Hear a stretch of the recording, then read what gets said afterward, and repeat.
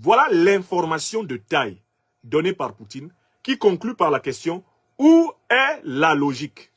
Où est la logique? C'est-à-dire, Poutine était troublé en 2013 en se demandant « Mais quelle est la logique de l'Occident? Où est la logique dans tout ceci ?»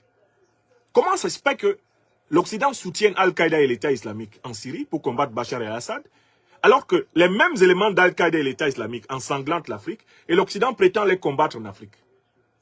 Puis, certains éléments qui combattent les pays africains retournent en Syrie avec le soutien de l'Occident pour combattre Bachar el-Assad. C'est-à-dire que l'Occident gère les effectifs terroristes et les dispatche des deux côtés de la Méditerranée, entre l'Afrique et le Moyen-Orient.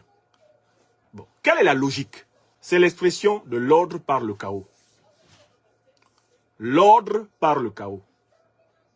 C'est la clé de compréhension de la logique stratégique géopolitique de l'Occident. L'ordre par le chaos. Alors, partout en Afrique, l'Afrique attaquée par les terroristes, il y a des gens qui étaient présidents de la République. Tous ces gens-là, qui étaient présidents en 2013, il faut qu'on refasse bien leur liste et qu'on se pose la question suivante. D'abord, peuvent-ils prétendre qu'ils n'ont pas été tenus au courant des révélations du président Poutine? Ma réponse est ferme à cette question. Aucun président, aucun chef de l'État ne peut prétendre qu'il est vraiment un président sans que ses services ne l'informent de ce que dit le président de l'une des puissances les plus importantes de la planète. D'une très grande puissance, ce n'est pas possible. Et surtout, des pays qui sont attaqués par les terroristes d'Al-Qaïda et l'État islamique, aucun de ces pays ne pouvait échapper aux déclarations du président Poutine. Donc je pars ici du principe que tous les dirigeants de l'Afrique attaqués par les terroristes étaient au courant des révélations du président Poutine. Qu'est-ce qui peut expliquer qu'il n'ait pas tiré la conséquence, qu'il ne pouvait pas les combattre en s'appuyant sur leur maître? Je suis président, je suis chef de l'État d'un des pays africains attaqués par les terroristes en 2013. Je reçois de mes conseillers l'information que le président Poutine dit que ceux qui attaquent Bachar el-Assad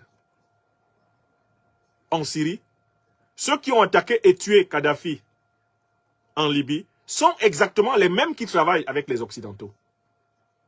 Ils vont et viennent de l'Afrique au Moyen-Orient sous l'égide des Occidentaux. Voilà ce que dit Vladimir Poutine. Qu'est-ce que je fais si je suis chef de l'État? Mettons si je suis Paul Biya en 2013. Mettons si je suis Ouattara en 2013. Mettons si je suis Dioncounda Traoré en 2013. Je suis Blaise Compaoré en 2013. Mais je convoque l'ambassadeur de Russie. Dans un entretien extrêmement privé, je lui dis, Monsieur l'ambassadeur, je vous appelle parce que j'aimerais que vous m'apportiez des éléments complémentaires sur les déclarations que votre président vient de faire. Est-ce que vous pouvez lui demander de me faire tenir toutes les informations sur l'identité entre les terroristes qui attaquent mon pays et ceux qui attaquent aux côtés de la coalition occidentale, Kadhafi, ceux qui attaquent aux côtés de la coalition occidentale, Bachar el-Assad?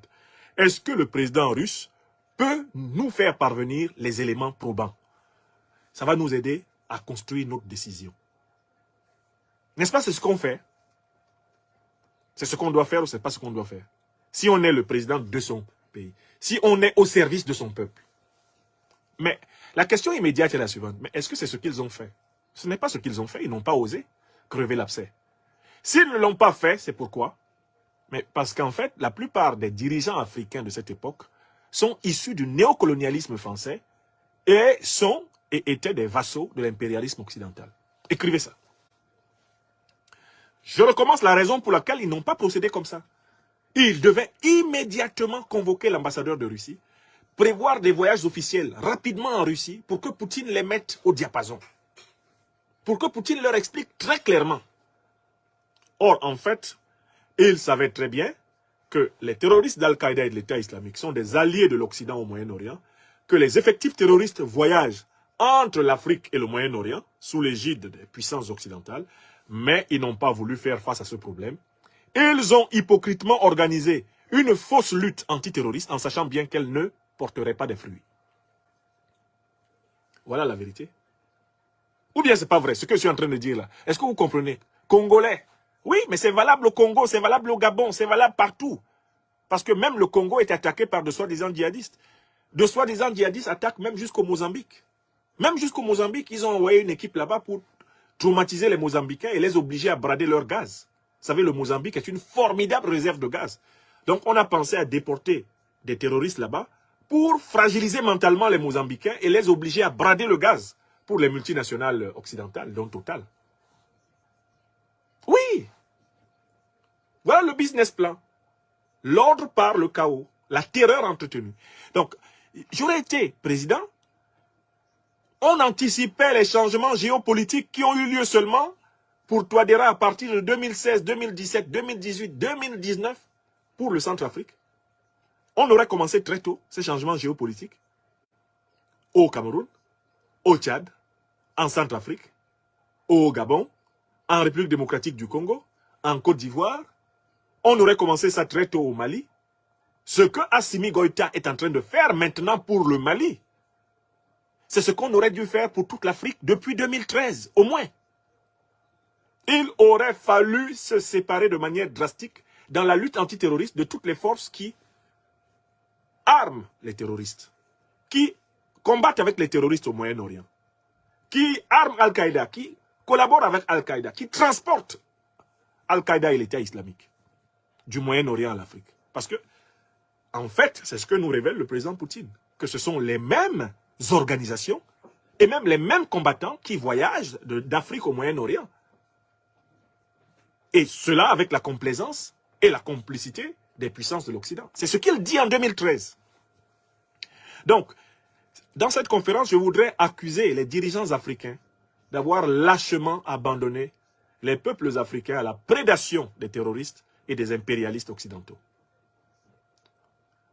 Ceci nous amène à mesurer le courage exceptionnel du président Assimi Goïta, du président Ibrahim Traoré, le courage exceptionnel du président Faustin Archange Touadéra, qui sont aujourd'hui l'avant-garde des pays africains qui ont courageusement changé leur doctrine politique.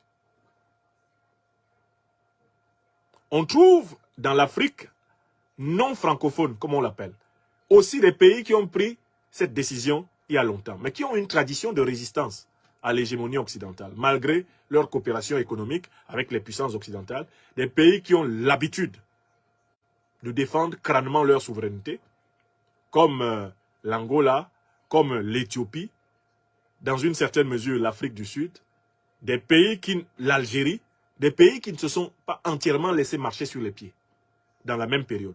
Mais en écoutant le président Poutine, dont les propos m'avaient échappé à l'époque, en l'écoutant, en le réécoutant aujourd'hui, je mesure la lâcheté qui nous gouverne en Afrique. La perversité qui nous gouverne en Afrique. Je mesure le cynisme qui nous gouverne en Afrique. Des gens sont présidents en sachant bien qu'ils ne président à rien. Ils sont présidents pour faire semblant. Ils disent qu'ils organisent nos armées pour lutter contre les terroristes, alors qu'ils savent qu'ils les organisent avec ceux qui arment les terroristes. Vladimir Poutine nous avait prévenus. Les dizaines de milliers, les centaines de milliers d'Africains qui sont tombés sous les coups des terroristes ne sont pas tombés parce que les dirigeants africains ne savaient pas qui tue les Africains, mais parce qu'ils ont fermé les yeux, considérant que c'était la condition pour continuer à avoir le droit de massacrer les peuples africains pour se maintenir président à vie.